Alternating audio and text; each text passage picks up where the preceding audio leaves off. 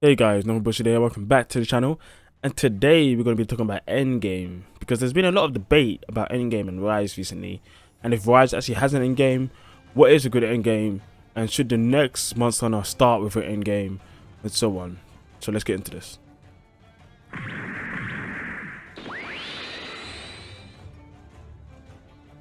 So basically in my Discord, by the way, link will be down below if you want to join, we had a lot of the discussion about Endgame and about Rise and Endgame, if it needs it or not, and so on.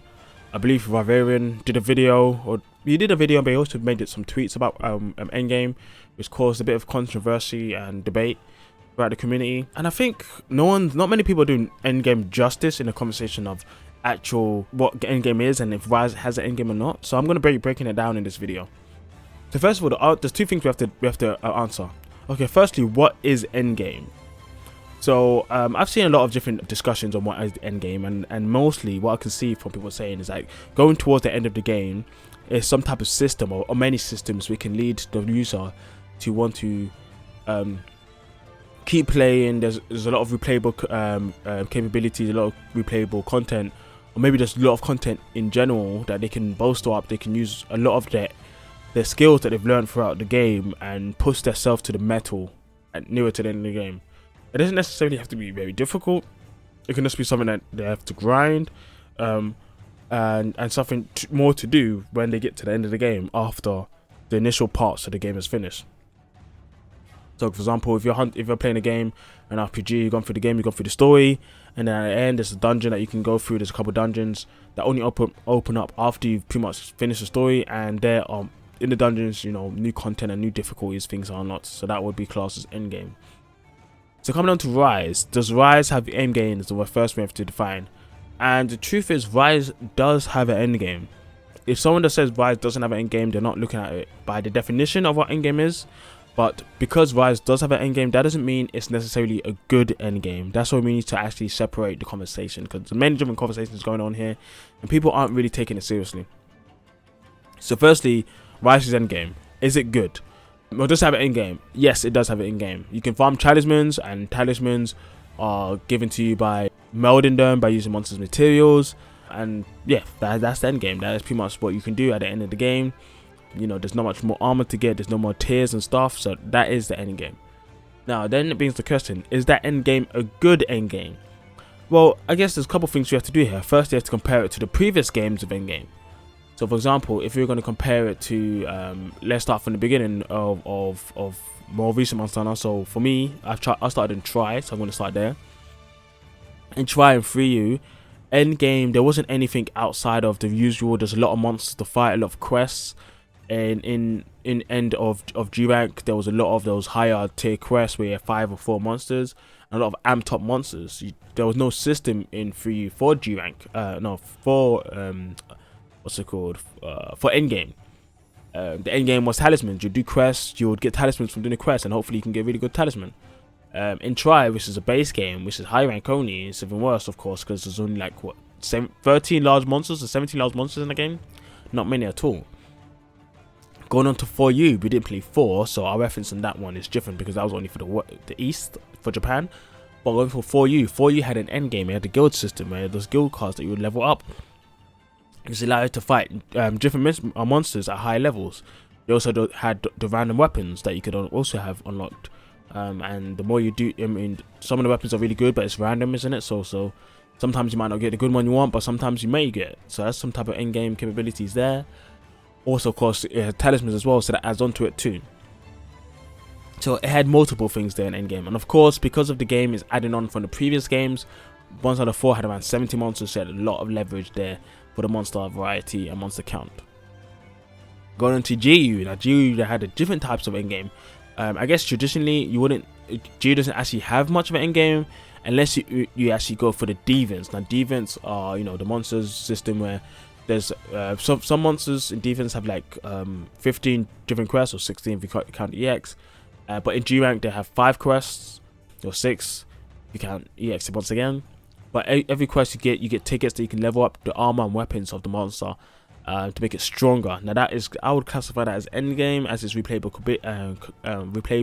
content, and it can get difficult and more difficult as you go along. but that's always accessible to you. It's up to you when you want to do it. So GU doesn't have your traditional endgame. It just has a lot of content in the game at all times that you can access at endgame and during the game as well, which is very interesting actually. But compared to the other endgame systems where it's more about the end of the games when you actually contribute to the system. On top of that, GU had talismans as well, similar to all the other games as we said. So, and it has over 100 monsters, well, pretty much 100 monsters, so it has a lot of content on top of the usual endgame capabilities. Going into World has more endgame. This part of the video is getting a bit too long, but yeah, you know, World has more endgame. It has talismans, it has decorations mostly, and it has, you know, tempered, and it also has those investigations, arc tempered as well. Mushroom stones, those are the end games. A lot of RNG things for you to get into. You know, why GU has more standard the tickets and get through the quest. You know, I mean, maybe it might take you a bit more, but you know, it's quite standard. You know, World went for more the RNG and more grind fest type of end game, but it does have end game.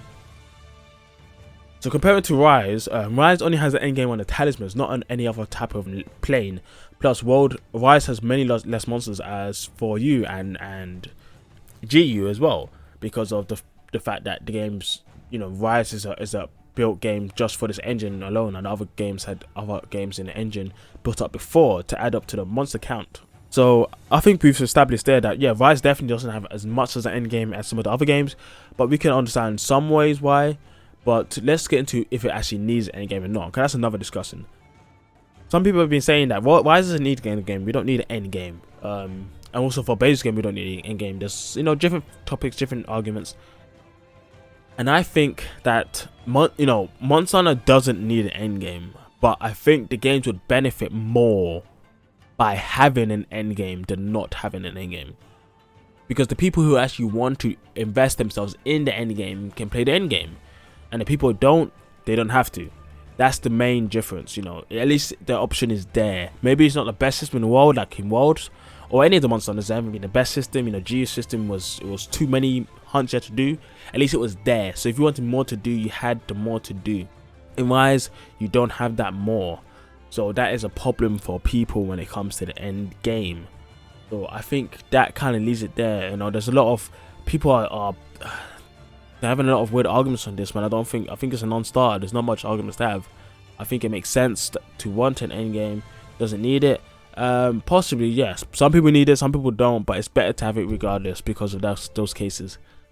Now coming on to Sunbreak, it'll be great in Sunbreak if they carry on and actually add an end game and going forward, bringing in some type of end game capability for the people who actually are interested in that part of Monster Hunter. But yeah, I pretty much don't have anything else to say. So yeah, it's been good, guys. I hope you guys enjoyed the video. Let me know what you think below. But overall, yeah, you know, I think endgame is important. It's important for Monster Hunter. It's important for most games. Definitely people are invested in your game. They want to play it more, which is what happened to Rise. A lot of people want to play more Rise, but they just didn't know what to do at the end. Some people need something more. They can't just play games for the sake of playing games. Some people really just need an objective. You know, I'm one of those guys who does need an objective, but if the game is fun, I can make do with finding my own objective. This is another thing some people say, but it's all true. You know, there's a lot of sides of this. Ultimately, yeah, I just think it's just better to have an end game than not. But if you don't, then you know, make the most of it. If you don't want to just hang about and just do whatever you want, you know, just wait until, you know, whenever they have an end game. But hopefully Sunbreak has the best end game we've ever seen, because I don't think Monster Hunter's ever had a great end game. I think at most it's been decent or acceptable. Cool. Well, that's it for this video, guys. I'll catch you guys next time.